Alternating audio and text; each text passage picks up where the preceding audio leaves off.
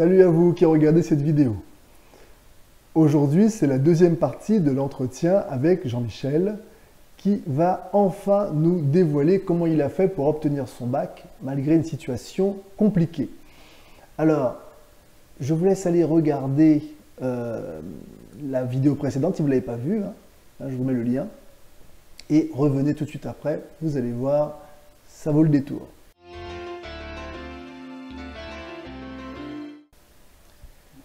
Alors, Jean-Michel, donc la dernière fois, on va récapituler, on était à un moment où on avait l'impression que tout était perdu. Oui. D'accord? Et je l'ai dit, donc, malgré cela, vous avez obtenu votre bac. Alors, ce qu'on va faire, c'est qu'on va parler, je pense que l'audience sans doute, on va parler du grand oral. Le grand oral, dites-nous, comment vous vous êtes préparé à ce grand oral? Déjà, quelles ont été vos questions? Alors, ma première question était comment les sciences peuvent nous aider à composer notre musique? Une question assez vaste, mais très intéressante. La deuxième, c'était comment Stephen Curry a fait pour obtenir un haut taux de pourcentage à 3 points. Taux de réussite à 3 points. Voilà, alors c'est la question tout à fait improbable. Et quand vous avez voulu faire valider vos questions, quelle a été la réaction de votre professeur référent? Alors, moi je pose une autre question. Comment faire pour masquer une question que votre professeur avait refusée au départ pour la transformer en une question où votre professeur sera enthousiaste à l'idée que vous la prenez? Ah, intéressant. Donc, ça répond déjà à ma question, donc ça veut dire que le professeur avait refusé d'abord. Exactement. Donc d'abord, le professeur avait refusé. Et pourtant, vous avez réussi à faire passer ces deux questions. Bien sûr. Alors on y va, on écoute. Comment vous avez fait? Donc la première question à l'origine, c'était quelle est la courbe la plus optimale pour qu'un ballon de basket rentre dans un panier? Suite à la proposition de ma question, ma prof a totalement refusé de prendre cette question. Ensuite, je l'ai masqué en rapportant un peu de peps à la question et j'ai mis quel est le secret pour que Stephen Curry ait un haut pourcentage au shoot à 3 points. Et tout de suite, elle a changé. Elle était enthousiaste à l'idée que je prenne cette question. Donc sachant que vous alliez raconter exactement la même chose. Exactement. C'est excellent. C'est excellent. Alors ça c'est un bon conseil, effectivement. Vous avez une idée. Parfois, changer de titre. Très bon conseil. Alors, donc une fois que vos sujets ont été validés, à partir de quand avez-vous commencé à vous préparer? Alors, j'ai commencé à me préparer 2 semaines avant le grand oral. Je suis venu à Sciences Po et j'ai commencé à travailler. Monsieur Bertrand, ici présent, est très réticent à toutes les propositions que tous les membres de Sciences Po lui communiquaient. À chaque fois qu'on emmenait nos questions, il nous disait non, c'est pas bon, faut recommencer. Alors, pas les questions, les traitements. Les traitements de questions, il nous disait que c'était pas bon et qu'il fallait recommencer. Pour pas mal de mes camarades, ça a été le cas. Je prends l'exemple de Roman qui est beaucoup venu voir Monsieur Bertrand pour ses questions. Et vous allez voir pourquoi ça a été une bonne idée. Oui, vous verrez l'interview de Roman après. Voilà. Alors, pour moi, quand j'ai préparé mon sujet, je me suis beaucoup aidé de la nouvelle technologie, ChatGPT, Bing, etc. Mais au final, j'ai vu que ce n'était pas très intéressant. Ce qui était intéressant, c'est d'utiliser cet outil afin de trouver les ressources pour piocher les idées dans les ressources. C'était une meilleure façon de sélectionner les idées importantes. Alors, ce qu'il dit est très intéressant, vraiment important. Parce que pas mal d'élèves utilisent mal les IA, les nouvelles intelligences artificielles, comme il a dit, comme ChatGPT, comme Bing et d'autres. Et justement, ce que nous avons vu, c'est comment bien s'en servir. Hein. L'idée, c'est pas que l'IA fasse le travail à votre place. Par contre, l'IA peut trouver les bonnes ressources, celles qui seront, comme il a dit, les bonnes ressources, les bonnes sources surtout, qui vont vous permettre d'avoir comment dire ça, les données les plus fiables possibles. D'accord? Donc je vous laisse continuer. Alors, à partir de ce moment-là, j'ai commencé à me référencer grâce à l'IA et à chercher des ressources telles que le CNRS, qui était la bonne d'ailleurs, une idée géniale et un texte extraordinaire que j'ai pu utiliser afin de présenter mon grand oral. Effectivement, donc l'IA lui a trouvé un article du CNRS, je me rappelle, et qui parlait étrangement exactement de sa question. Enfin, il ne parlait pas de Stephen Curry directement, mais il parlait bien de la trajectoire parabolique, voilà, du ballon de basket. Et qu'est-ce qu'il y a de plus fiable qu'un article du CNRS, surtout à son niveau. Vous allez aller chercher tout seul qu'est-ce qu'une trajectoire Tartaglia. Ça vous fera une belle petite recherche. Très très bien, très bon exemple. Je pense qu'ils vont les chercher juste après. Alors, le jour J. Donc vous allez raconter un peu comment ça se passe dans le détail. Donc le jour J, vous vous présentez et qu'est-ce qui se passe? Racontez-nous. Alors quand j'arrive, tout d'abord, il n'y avait pas grand monde pour nous accueillir. On arrivait, la porte était ouverte, il y avait un surveillant. On rentrait tranquillement et comme à notre habitude, mes camarades et moi, nous n'avons pas forcément écouté ce qui était préconisé. Notre CPE nous a dit d'aller en permanence et nous n'avons pas écouté, ce qui a été une bonne idée au final. Et nous sommes allés directement devant la salle. Et quand nous arrivons devant la salle, le professeur nous a dit « Ah ben, c'est très bien parce que nous avons besoin de vous prendre un par un sans avoir besoin de vous chercher en permanence. » Donc parfois, il est plus juste de suivre de faire ses propres choix que les choix qui sont guidés par les autres. D'accord. Et quand je suis arrivé près de la salle, le professeur avait déjà un élève qui allait passer avant moi. Et je suis passé le troisième élève, peut-être.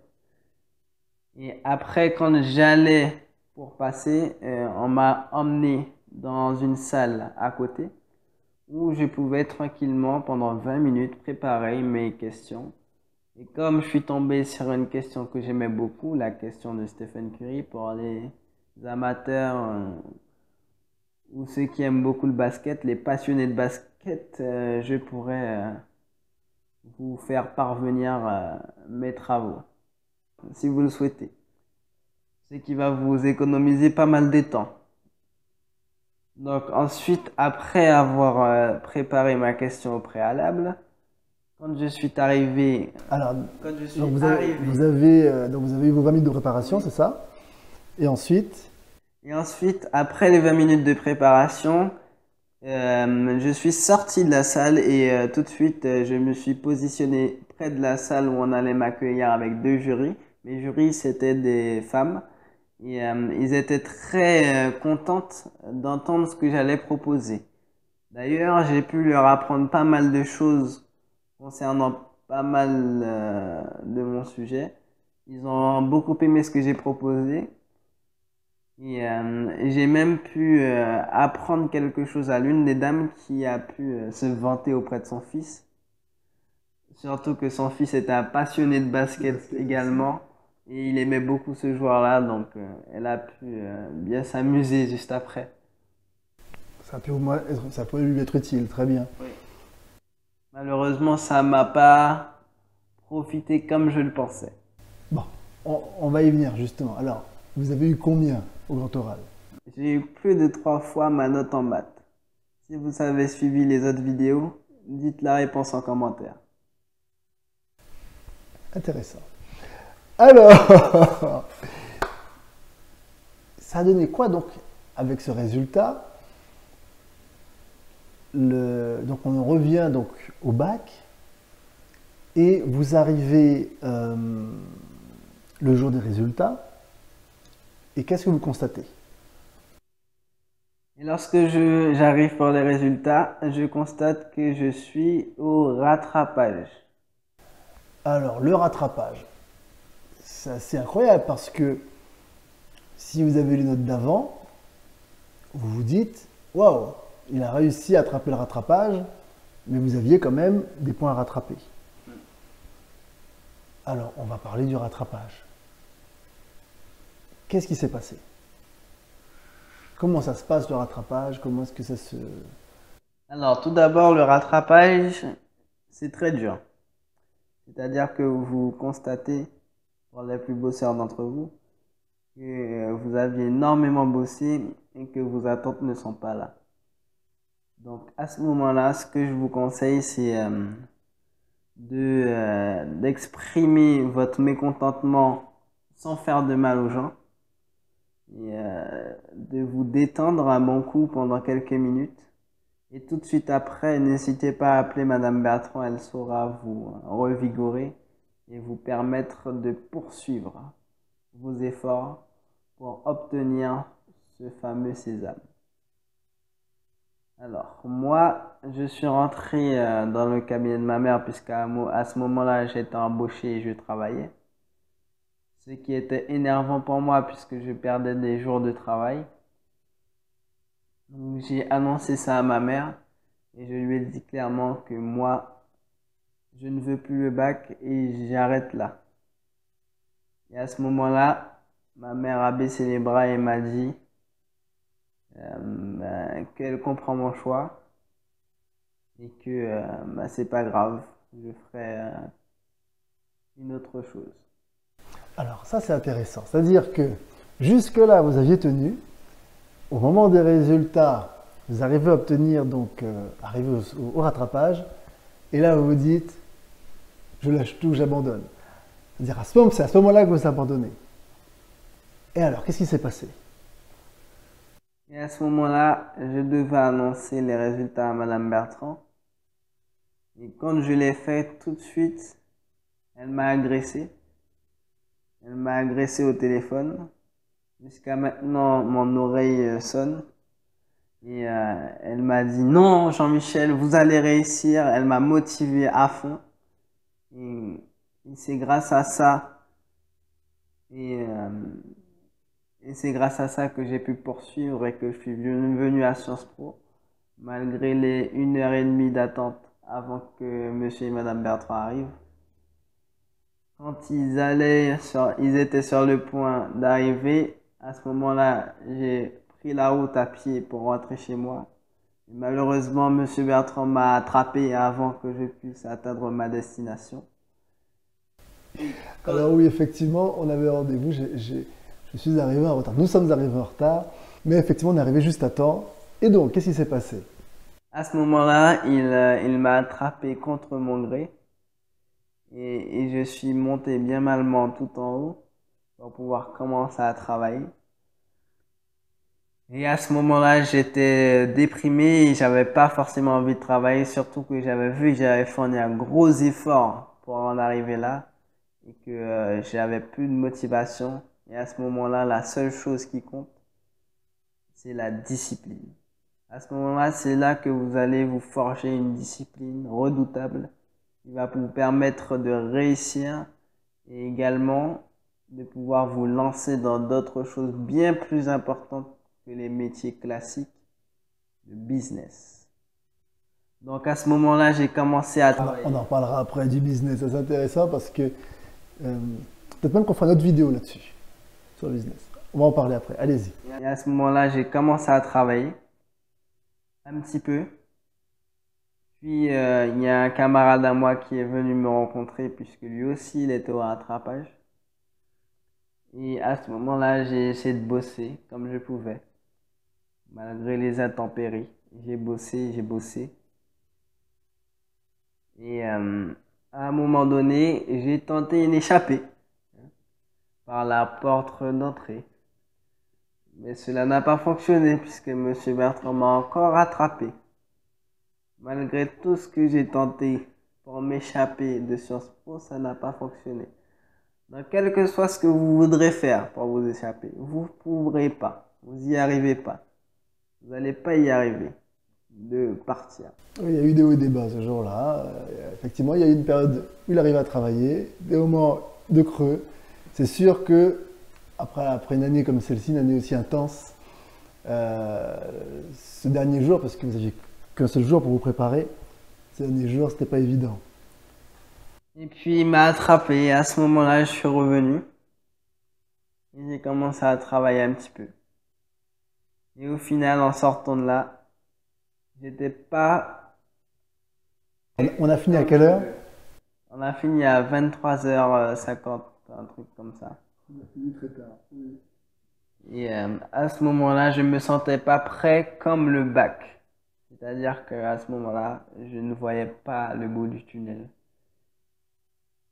Et pour ceux qui croient en d'autres choses que le hasard, c'est à ce moment-là que vous faites appel à lui et qu'il vous guide. Après ça, je suis allé au rattrapage et je suis tombé sur deux personnes. L'une qui à premier abord était bienveillante et l'autre qui à premier abord était malveillante. Je suis rentré en physique et le monsieur avait l'air très gentil avec moi. Il m'a même proposé de regarder mon exercice en étant assis à côté de moi, ce qu'il a fait. Je pensais que tout s'était bien passé. En sortant de là, j'étais confiant. Je me suis dit qu'au moins en physique, j'aurais une note assez intéressante afin de parvenir à obtenir le bac. Puis, je suis allé en mathématiques. Et en mathématiques, j'avais beaucoup de difficultés à comprendre le sujet puisque c'est tombé sur tous les exercices qui m'avaient posé problème au cours de l'année. Et à ce moment-là, j'ai essayé de me rappeler des cours de la préparation à Sciences Po. Et là, ça m'a débloqué mon esprit et j'ai pu réussir à comprendre certains exercices. Et quand je suis passé au tableau, j'ai encore eu un blocage. Et en essayant au tableau, le monsieur m'a guidé avec un tableau à côté. Et c'est là que les cours sont revenus dans mon esprit et que j'ai pu mettre en place la technique sur les suites. Il va bien évidemment vous enseigner. Déjà, allez regarder la vidéo sur les suites qui est sur la chaîne. Et cela m'a permis de montrer mes capacités en mathématiques et ce qui a beaucoup impressionné le professeur. Et à la suite de cela, je suis rentré chez moi. Puis on m'a communiqué mes résultats et j'ai vu que en physique-chimie, la personne que je pensais bienveillante m'avait donné une sale note. Vous avez eu combien? Alors j'ai eu 3 en physique, ce qui n'était pas extraordinaire. Oui, donc c'était moins bien encore qu'à l'écrit. Beaucoup moins bien qu'à l'écrit, c'était la moitié. Donc on a gardé mes notes à l'écrit. Puis en mathématiques, j'ai eu la grande surprise que la personne que je pensais malveillante était en fait celle qui voulait le plus que j'ai réussi. Que je réussisse et elle m'a donné 14. Donc j'ai eu 14 en maths. Ce qui m'a permis d'obtenir le bac. Et voilà, et oui, 14 coefficient 16, plus donc la note de grand oral, j'espère que vous avez fait le calcul aussi, coefficient 10. Eh bien oui, voilà. Voilà comment il a fait. Hein, sur le fil, il a obtenu son bac. Et nous sommes vraiment très contents. Alors surtout que, comme il l'a dit, ce qui l'a fait réussir le plus, c'est qu'il s'est rappelé de la préparation. Hein, la préparation qui avait été faite au mois de mars. D'accord, c'est surtout celle-ci qui a fait la différence. Il y avait eu le fameux mois de travail, oui, comme il a dit, il n'avait jamais autant travaillé de sa vie. Vous voyez, parfois ça ne paye pas tout de suite, parfois ça paye plus tard. C'est ce qui lui est arrivé. Sur le moment, le mois de préparation, il a bossé dur, mais il n'a pas réussi à à exprimer tout ce qu'il avait réussi à comprendre le jour J, mais le travail effectué est resté, ça s'est développé entre guillemets, et lorsqu'il est arrivé donc le jour du grand oral, enfin le jour de l'oral du rattrapage, pardon, eh bien ça a fini par sortir. Voilà, ça a fini par sortir, et c'était les bonnes réponses, c'est surtout ça qui est important, c'est qu'il a trouvé les bonnes réponses et il a réussi. Voilà. Et donc,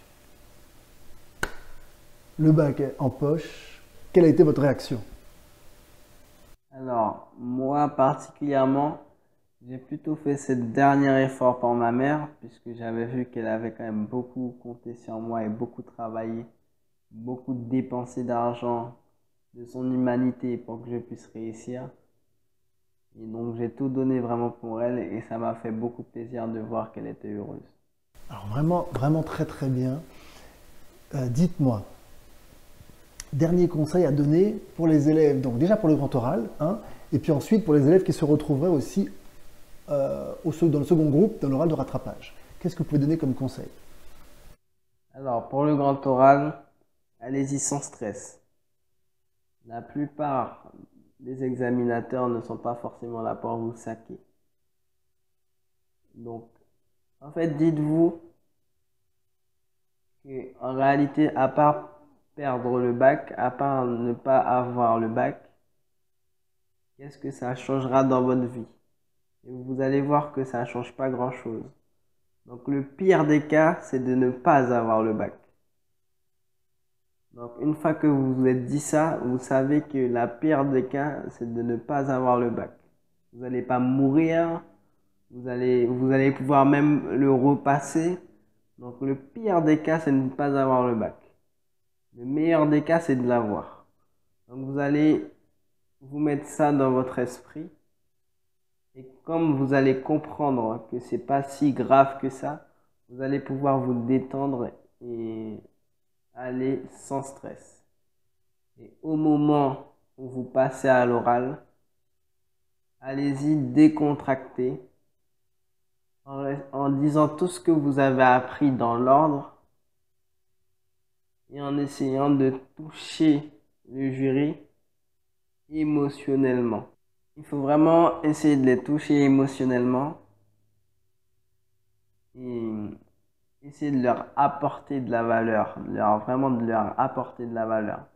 Parce que quand vous apportez de la valeur à quelqu'un, il ne peut que vous récompenser. Donc, chaque parole que vous allez mettre et que vous allez dire, essayez d'apporter un maximum de valeur.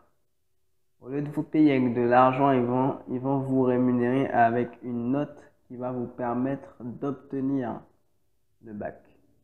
Du coup, essayez vraiment d'apporter un maximum de valeur et d'être un maximum naturel et détendu.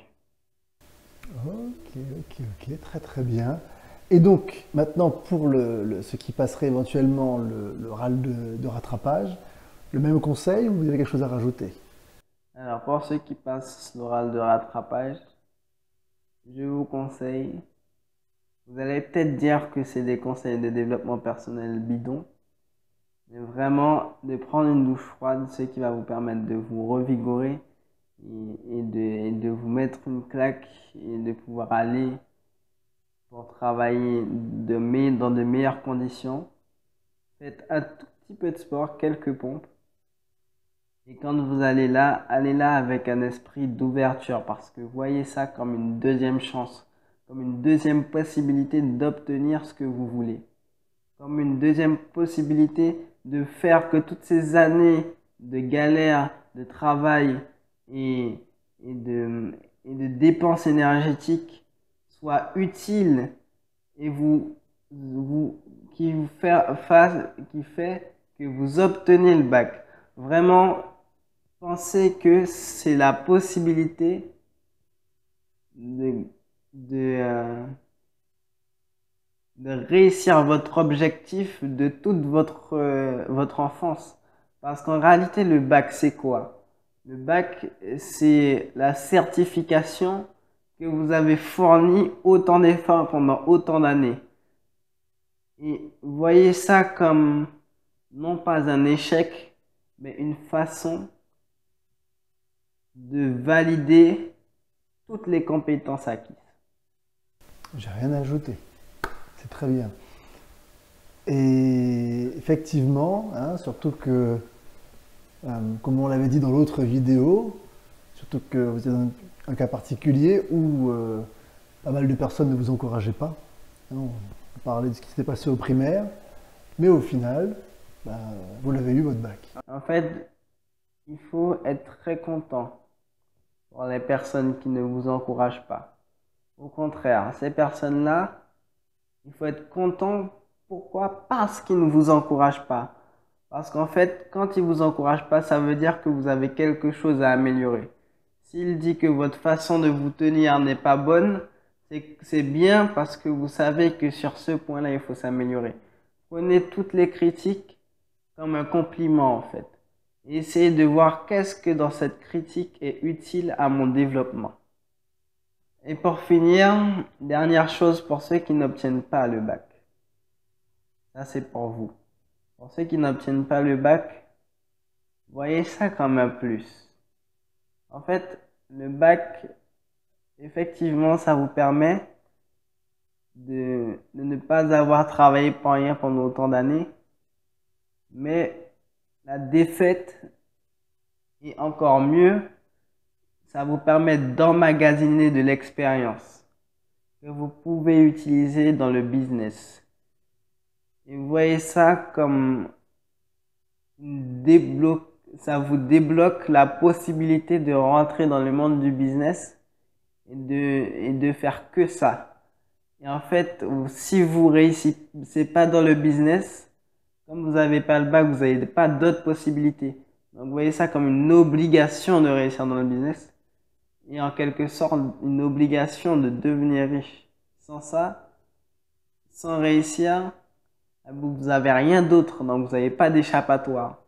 Donc, vous voyez ça vraiment comme une chance. Donc, il faudra vraiment donc, que l'on fasse cette autre vidéo où on parlera du business, puisqu'il y a des personnes qui, lorsqu'ils n'ont pas le bac, on va essayer de trouver un emploi, on va dire, et puis d'autres qui essayent de créer leur activité, hein, que ce soit en tant qu'indépendant ou en tant que... Sachant que l'emploi n'est pas la meilleure des solutions, puisque ça va vous enfermer dans la même routine et vous priver de votre liberté. Alors, intéressant. Et donc, vous avez ceux qui, en parallèle donc, des études, ou sans les études d'ailleurs, qui essaient de créer leur propre activité professionnelle, hein, soit en tant qu'indépendant, je disais, soit en tant que chef d'entreprise. Donc, ce serait intéressant donc, qu'on en reparle, parce que Jean-Michel s'est beaucoup intéressé à ça, et donc on fera une vidéo hein, pour pouvoir développer la question. En attendant, pensez à vous abonner, donc si vous voulez être prévenu hein, lorsque cette vidéo sortira. Et puis, si ça vous a plu aujourd'hui, pensez à mettre un pouce vers le haut. Et surtout, surtout, surtout, partagez la vidéo. Je vous dis à bientôt. Bye bye. Bye.